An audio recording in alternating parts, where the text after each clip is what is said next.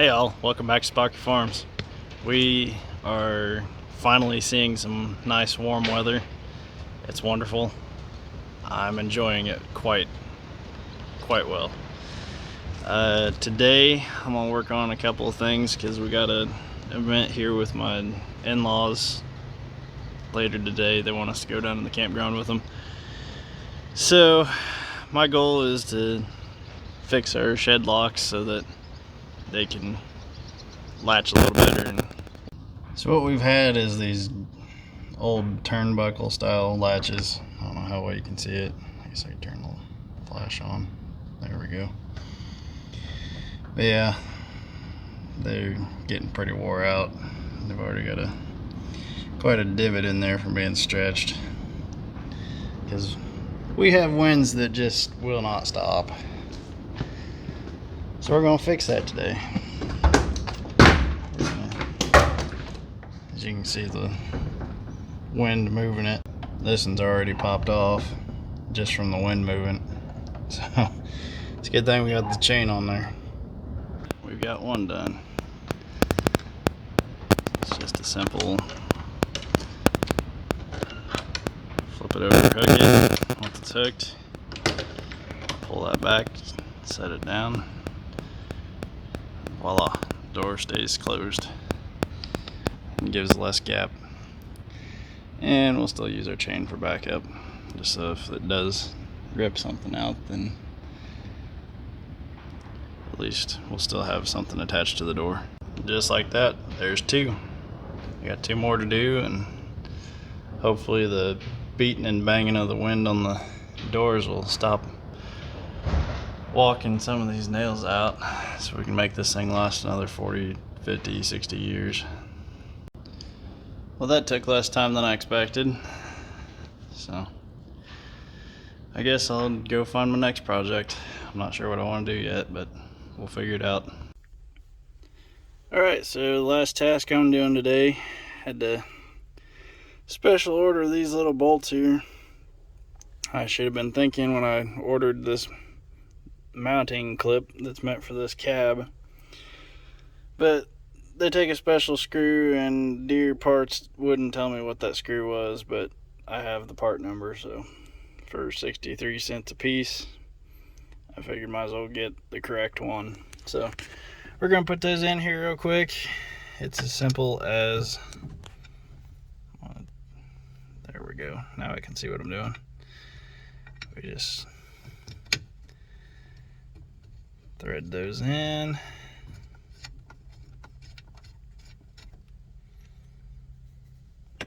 It's amazing I can do this left-handed. There's a lot of things I'm ambidextrous about, but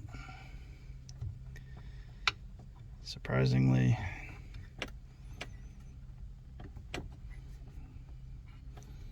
that one's a little tight. There we go, once we got past those threads. So now, get this slipped up. There we go.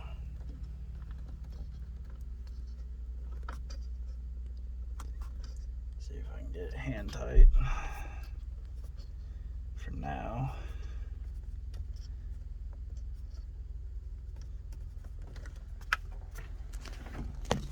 So all that bolt does is pinches this little tab here down that clamps it to this rail, and I may or may not want it like that because I guess see, the thing is, it feels like it's hitting, but it's actually not, so I guess we'll leave it there, and then next video I'll take this cable and bring it up here to the power port I have for it, and then we'll build a ground termination block, and then we'll put the grow meter on somewhere. I'm not sure where yet, but I think when I 3D print the GPS box, that'll help significantly, and then I can move it underneath and put it with the auto steer box. And then I can get the auto steer wired in. I need a bar to support and lock down here, and then that should allow that gear to mesh up. Once I take the slop out of it, I may have to print a new clamp over here to just shorten that section up. Either that, or I could just cut some off of each until it gets clamped tight, and then that should bring that gear closer. Either that, or I'll have to take some surface off of this part of the piece. I don't know. It's still got some playing with it to do, but we're getting there. So yes, I 3D printed that. Hey y'all, it's been one heck of a week here. Haven't gotten much of anything done that we wanted to get done. We were working on the disc, but we finally got tires in. Those should be mounted this evening. I'm currently in my shop here at my house. Excuse the mess back here. It's all sorts of wanky. But hopefully this weekend we're going to get some headway made on the planter. They're saying that we're supposed to get some heavy duty storms. So this evening I'm just working on getting all the planter stuff put together. I have my planter box here of all my electronics I need left to put in the tractor cab and get it wired up so that they work. And then underneath is my box dedicated to the planter parts for miscellaneous tools, miscellaneous pieces. Got my fuses for the new electronics going in, new plug for the planter. So I'll have to, if I have enough time to do it, I need to change that out, because I'd rather start with fresh, new, clean stuff. And then I also went and I have a whole box set up for my version of what precision planting would call the clean sweep system. I didn't feel the need to spend the exorbitant amount that system cost. So I researched, did what I needed to do, got similar air cylinders, very similar to what they have. It's very close. It's not exact. Went and made my own control box to raise and lower each cylinder for all 12 rows. I just need the air compressor and the row cleaners now. That'll make my day, because then we can really no-till really well, give us a good start when we do our double crop beans into the wheat. And then another thing we got this week, well, last week, because I ordered the bellows for those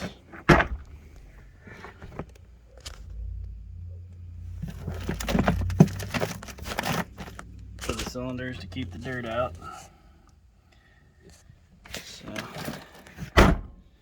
but I also, since we got a new planter, and I don't know how many acres actually on it, but I ordered some new what's called seed tube guards, or the lingo is frogs. So these will keep the seed openers, disc openers, from rubbing into the seed tube and eating up what little bit left of the seed tube there is. We'll have to go through and install all those. I'm going to switch the disc openers from my old planter over to the new planter. And then let's see, we'll get those put on. I don't know if I'm going to transfer the dirt scrapers over or not. If I liked them yet or not, but we shall see. So for the time being, my current project on, I couldn't see the value in paying $38 for these drag chains when I could make them myself for about $15 a row. So I mean, at half the cost of what they are, it's a no-brainer for me to just do it on my own. So that's what I'm gonna work on. I'm gonna finish up this evening putting all these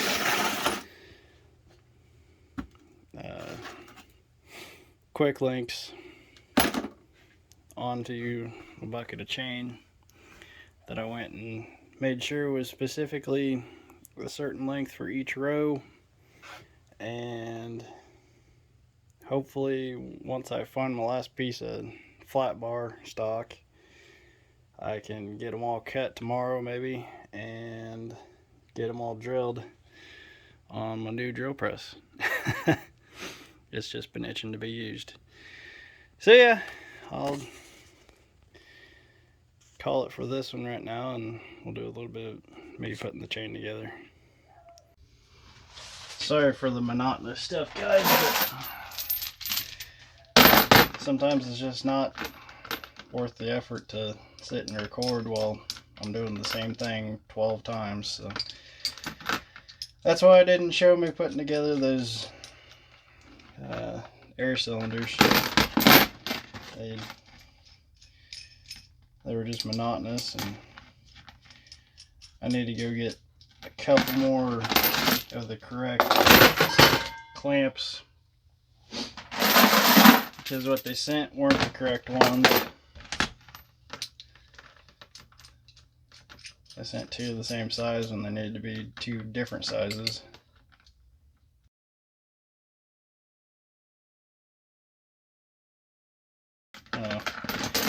To me, these quick links are just so much easier to work with. There's another style out there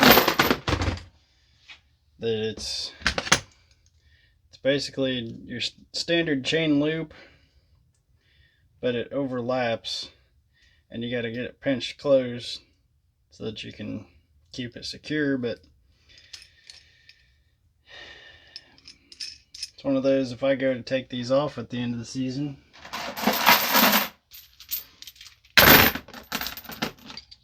I'd much rather be able to just spin them off. Try to get some longevity out of these. Because these chains will take a beating, and then when we go to add liquid fertilizer and they're there to incorporate it, they will be corroded pretty quick. And no, I'm not willing to share any of the info it took me to dig up to create these. I'm a believer of open source, but I can't just give everybody the solution to somebody else's problem. That'd make me look kind of bad.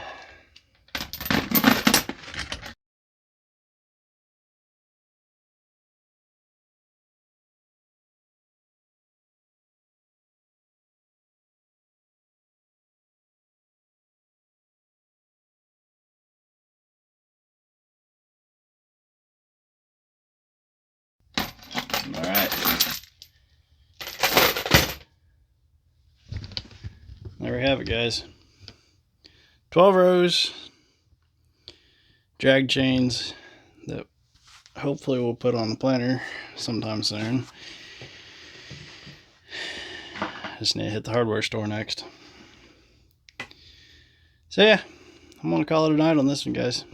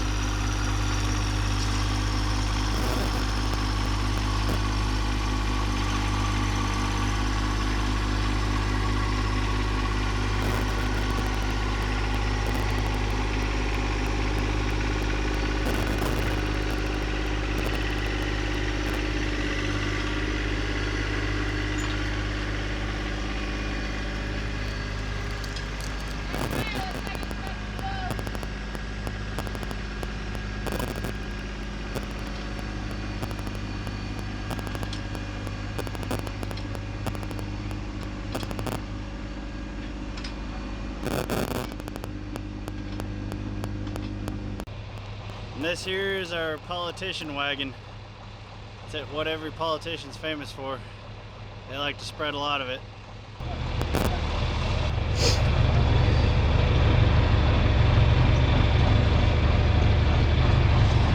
Smells like dog. Finally got our new tires. The depth stops so that we can, since we don't have a jack heavy enough to lift this up, he's going to hit the lever here in the tractor and it's going to effectively raise if he goes the right way. Like so.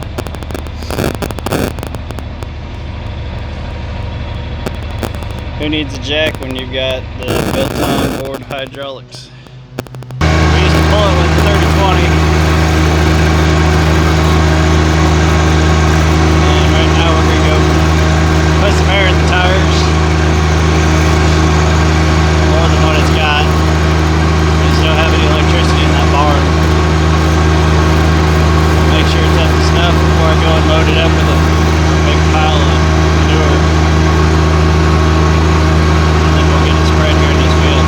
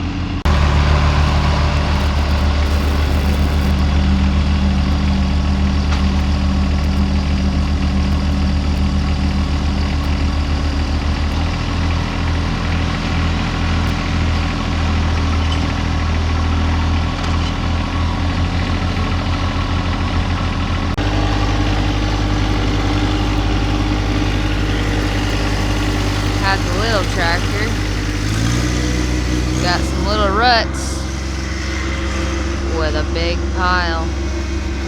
Little tractor couldn't pull it. Gonna go get the big tractor now.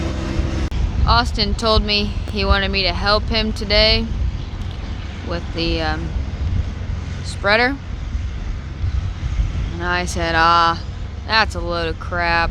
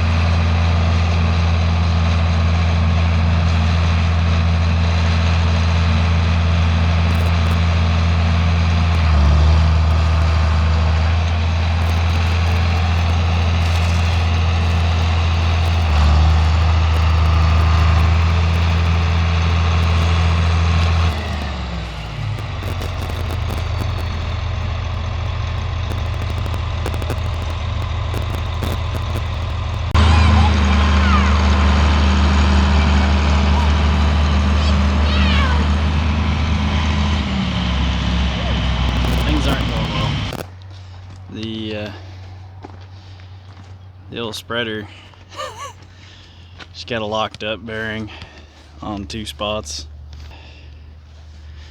Want to move right there and right there. Looks like the bearing's already pushed out once on this one, and I don't even know if you can still get the bearings for them or not. So yeah, we're gonna do it the old Amish way. Stand a couple people on there and scoop it out the side until we get her halfway empty. Alright, we got the manure spreader unloaded. So I'm taking my turn riding in the disc, working in what little bit of manure we had. My co-pilot, he crashed on me, so as per usual. The tractor and harmonics like to put kids to sleep. That's what it's good at. Hard to think and drive at the same time. But there's the disc running in the ground.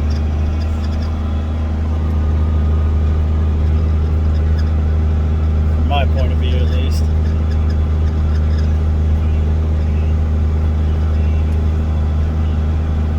Yeah, we'll end the day with this and see what other trouble we can get into later on. So, I want to thank y'all for watching and seeing all the misadventures we get into. This never fails. There's always something that's gotta happen. But when you use old equipment, that's how it goes.